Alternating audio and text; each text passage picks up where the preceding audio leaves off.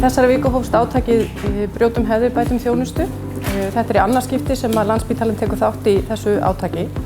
Hugmyndin af þessu átaki er komin frá Institute of Healthcare Improvement sem eru svona samtök í Bandaríkjunum sem að miða að því að bæta öryggi og gæði heilbrigðisþjónustu.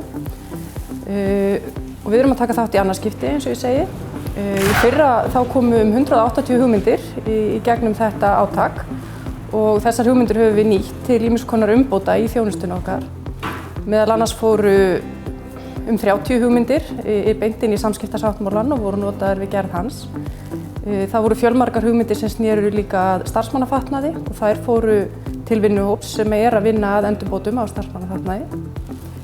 Síðan voru líka hugmyndir matsalina okkar og eldhúsið og þær hafa ratað líka inn í vinnuþanga og við erum örugglega farin að finna fyrir því líka núna í matsalunum að þar hafa orðið breytingar. Og síðan voru líka hugmyndir sem að snertu svona meira kannski bara þjónustu við sjúklinga og þær voru settar í farveg bara inn á viðeigandi einingum. Átakið stendur þessa viku og það hægt að koma hugmyndum á framfæri á sérstakri vefsíðu sem hefur verið sett upp fyrir átakið eða bara með því að gerast nútíma rassálfur og nota myllumerkið af hverju á samfélagsmiðlum.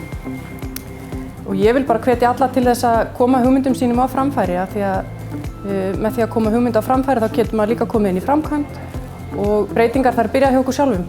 Það er mikilvægt að allir taki þátt.